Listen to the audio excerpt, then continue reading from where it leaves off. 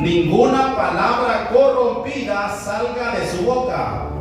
¿Por qué le dice el apóstol Pablo que ninguna palabra corrompida?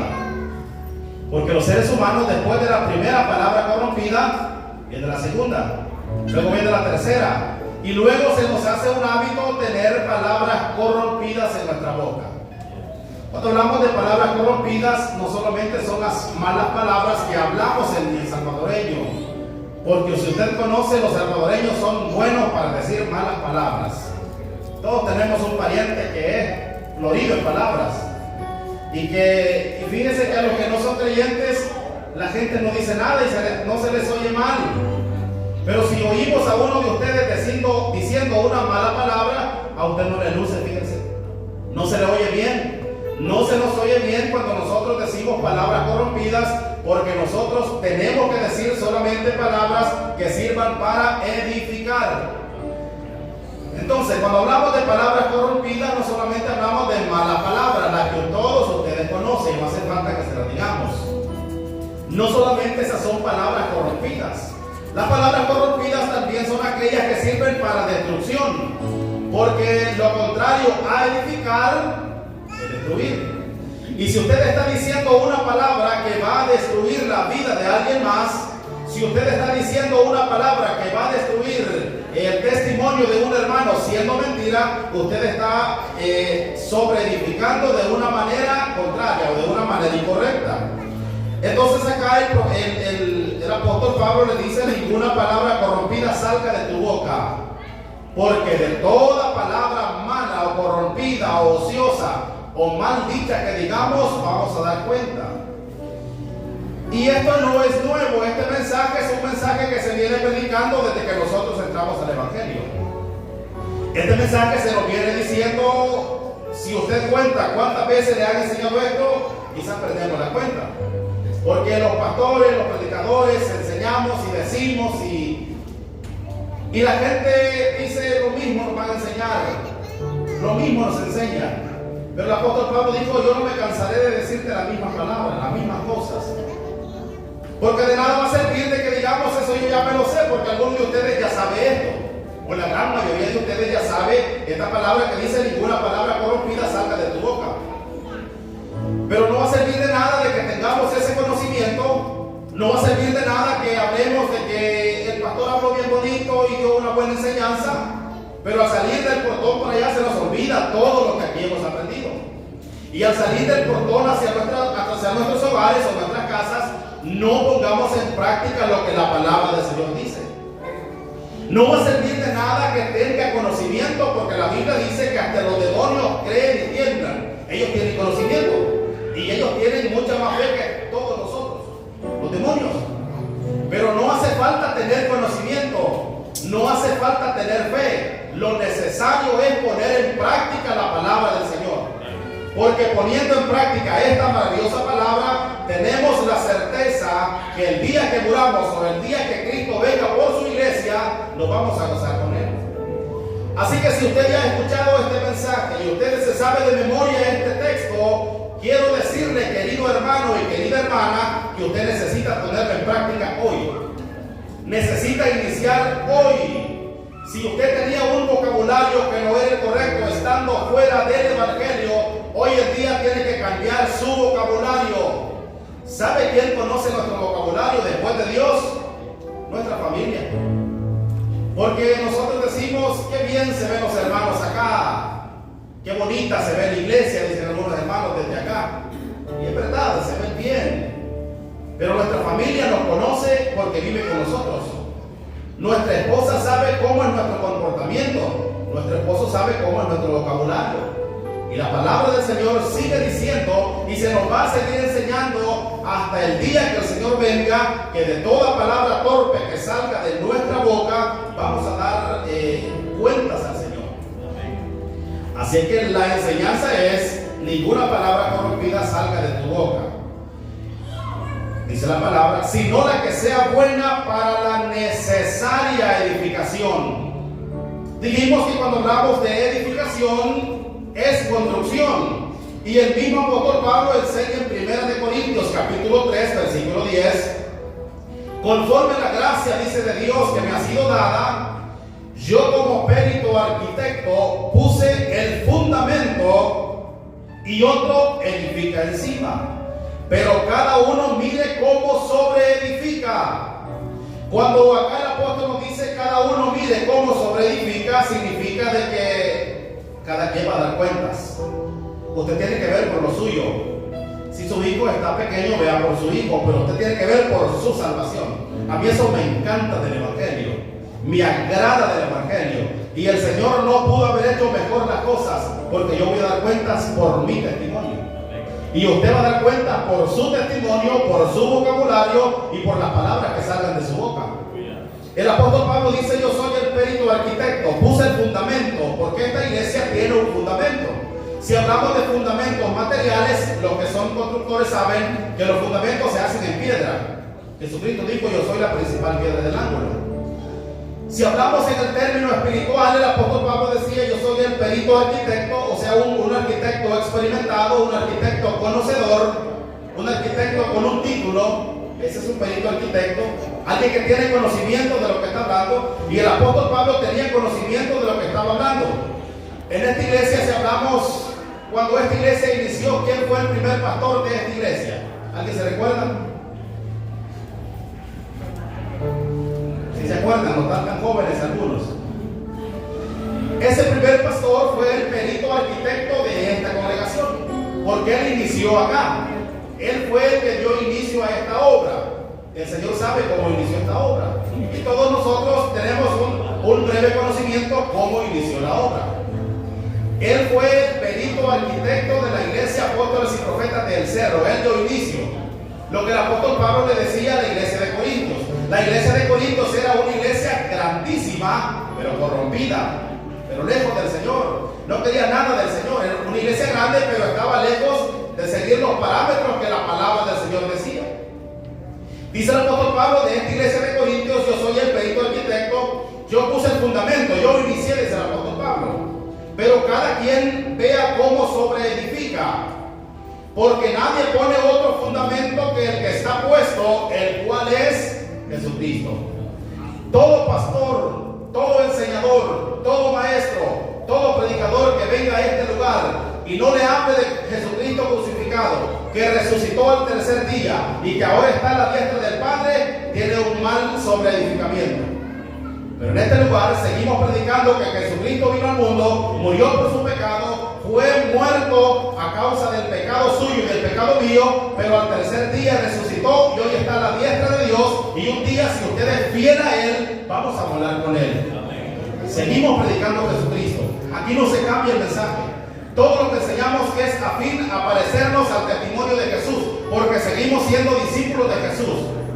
En esta iglesia había unos perversos que decían: yo soy de Pablo, yo soy de Apolos, pero ustedes le dice Pablo, no saben nada, porque nosotros somos discípulos de Jesús.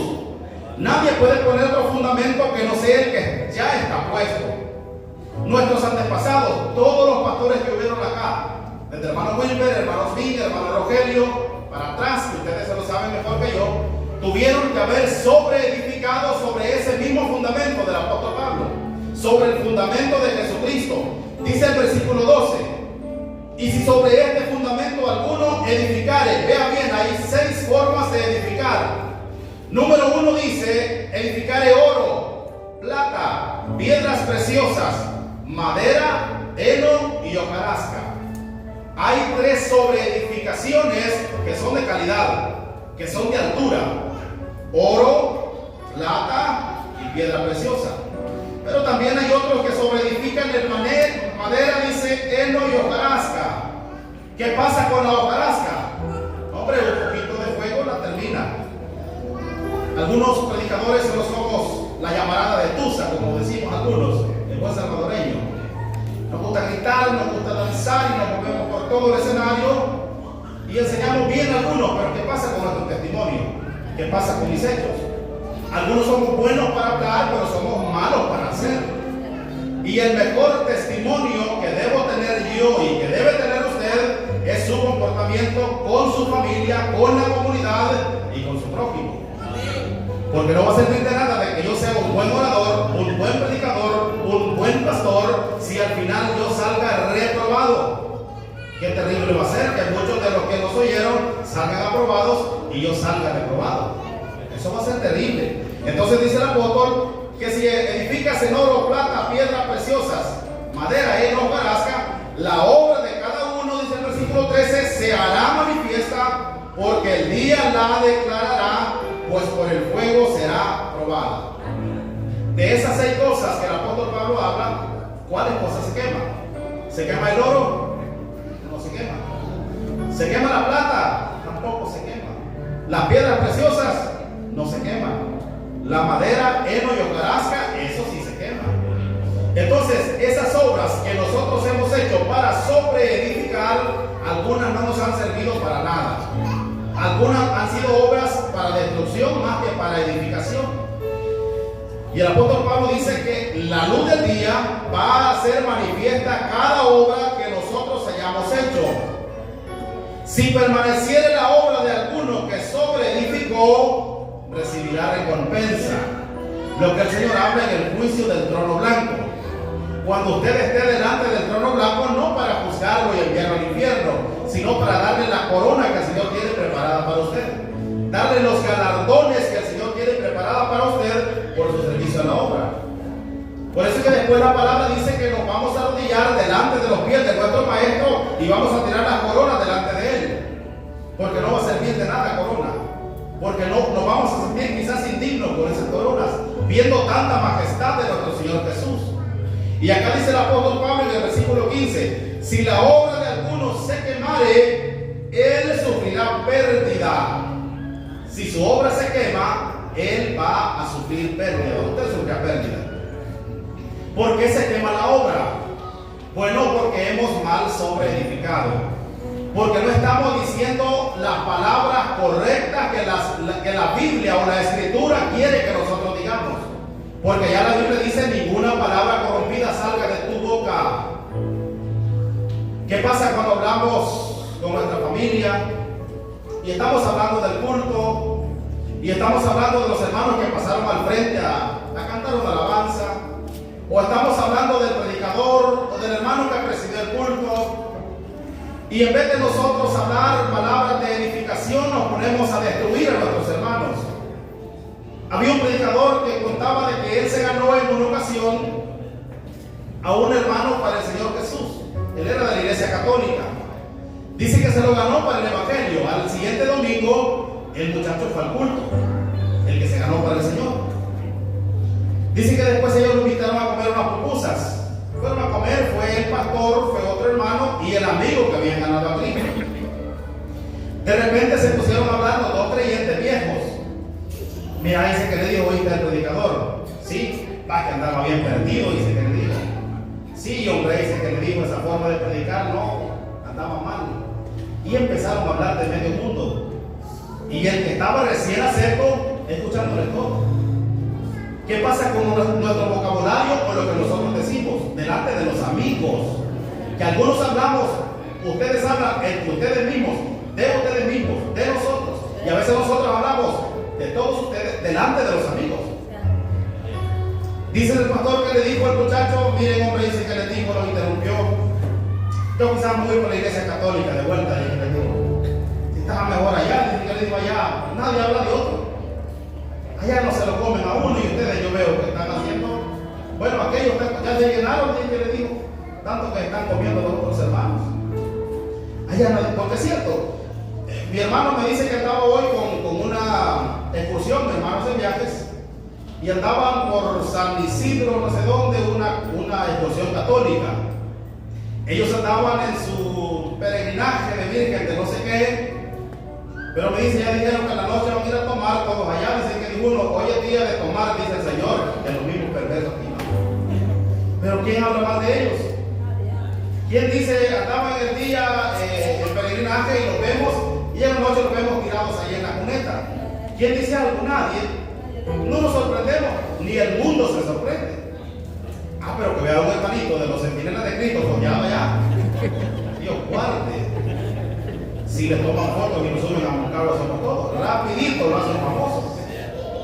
Porque son creyentes, porque somos carta leída, porque somos hijos de Dios. La palabra dice: ninguna palabra corrompida sino la que sea necesaria para la buena edificación.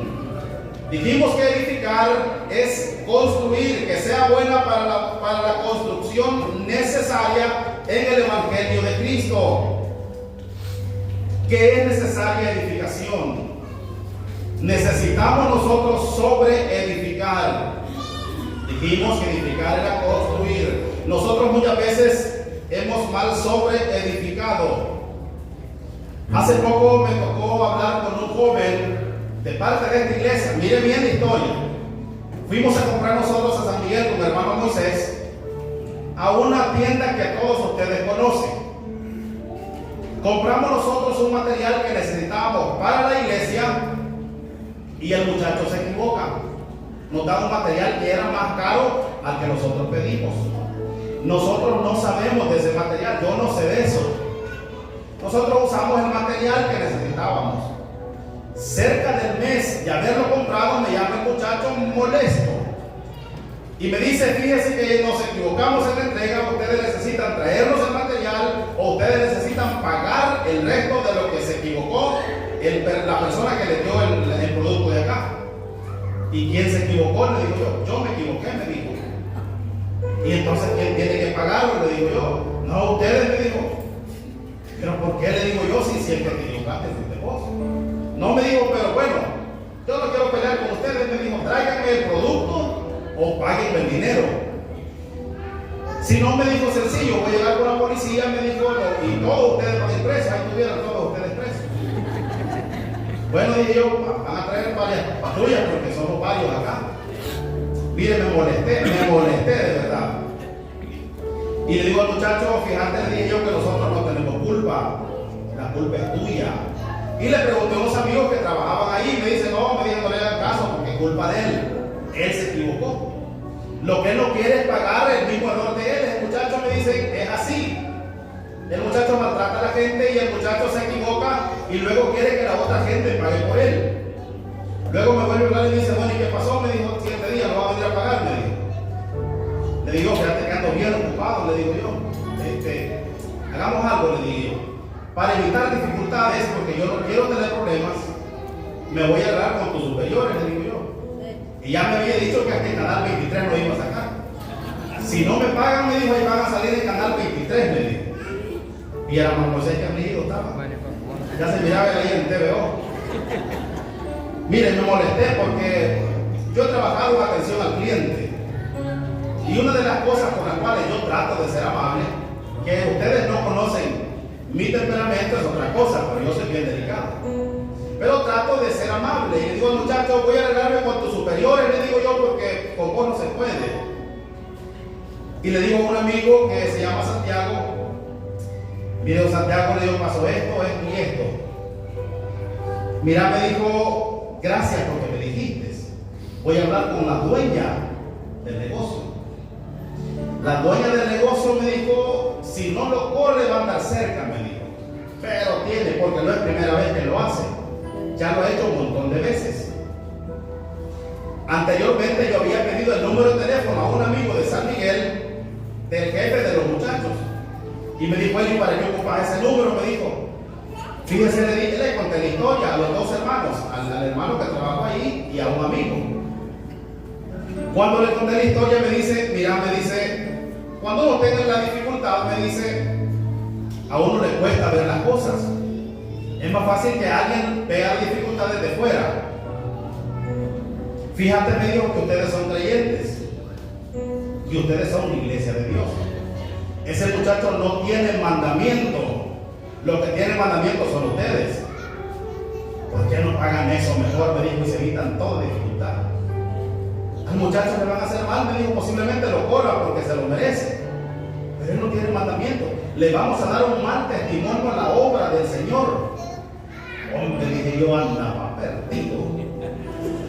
Es verdad, dije yo. Y si el pastor, imagínese peleando conmigo. Mire, le dije yo, le agradezco.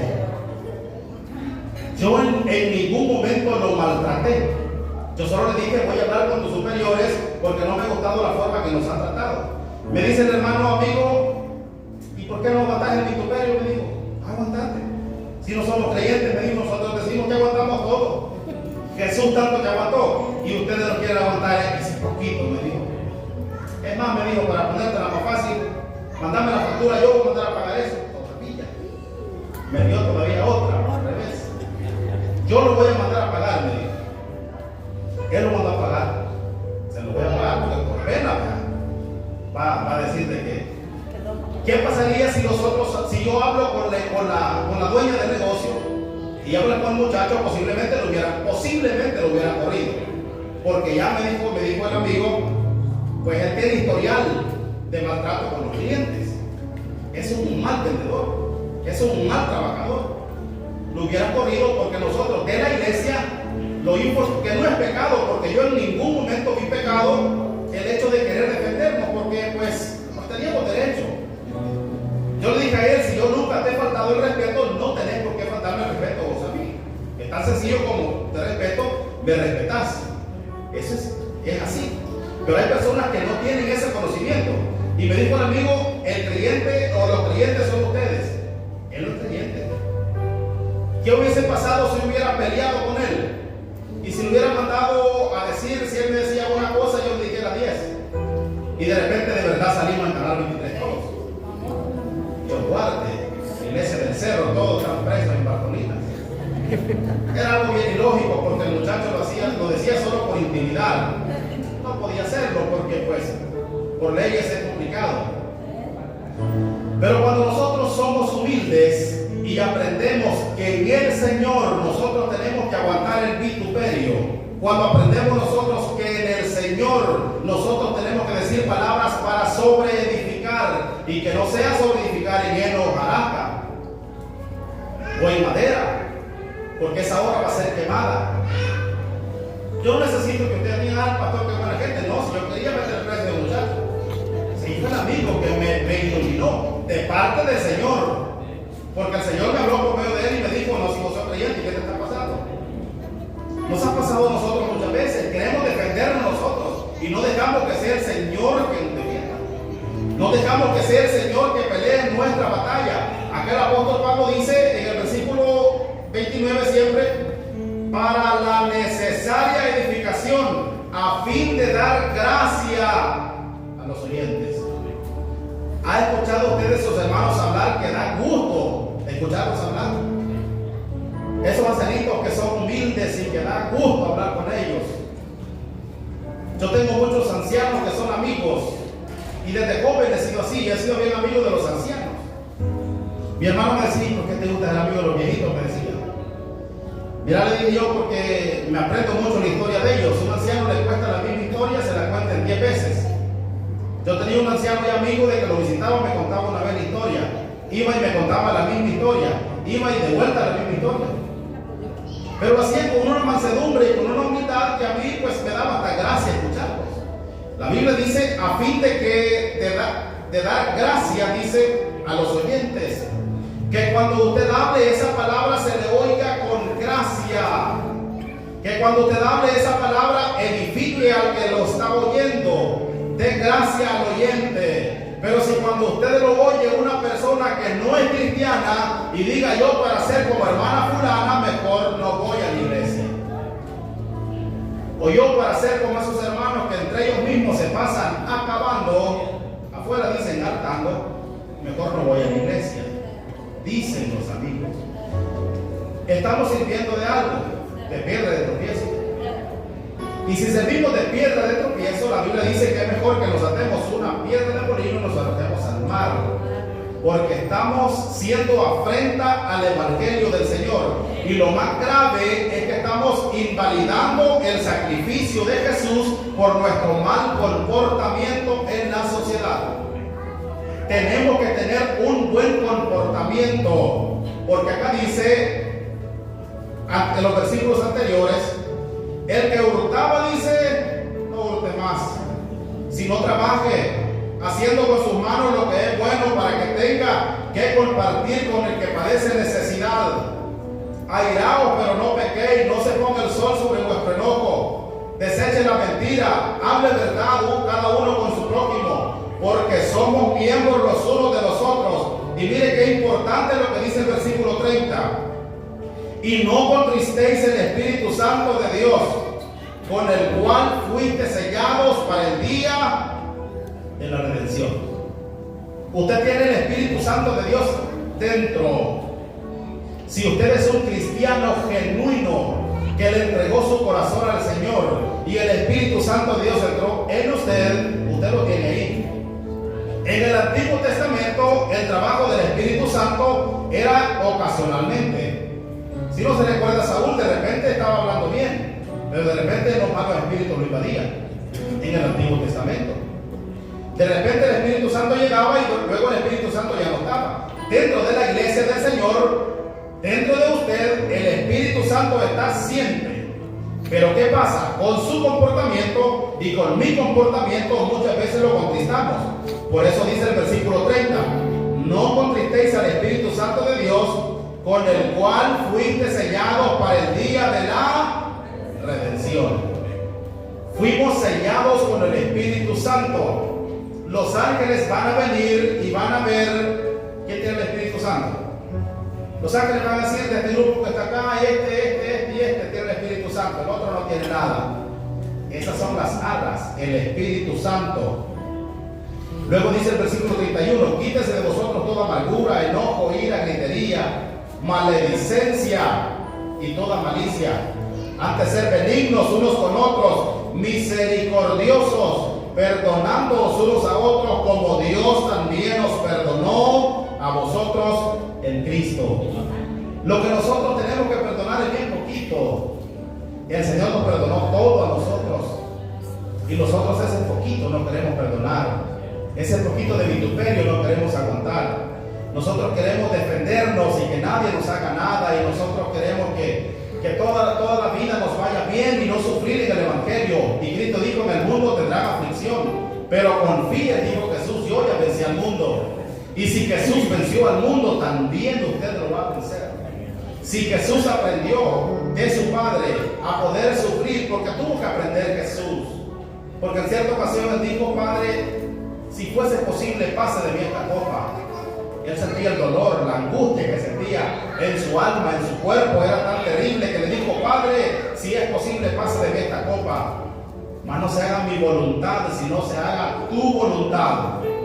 Muchas veces nosotros queremos hacer nuestra voluntad. Nosotros no queremos permitir que el Señor trabaje en nuestra vida. Y leyendo el versículo 29 que tomamos de base, dice, ninguna palabra corrompida salga de vuestra boca, sino la que sea buena para la necesaria edificación, a fin de dar gracia a los oyentes. Ya sabemos de memoria este versículo, pero no importa que lo sepa de memoria, póngalo en práctica, porque si usted es un hijo de Dios, tiene que aprender a no contristar el Espíritu Santo que Jesús ha depositado en usted. Le damos un fuerte aplauso al Señor por su palabra y nos vamos a poner de pie. Vamos a orar en esta tarde unos minutos por nuestro hermano Ernesto Páez. Vamos a orar por hermana Lady Portillo. Vamos a orar por todos los enfermos de la iglesia. Nuestros hermanos se van a someter a una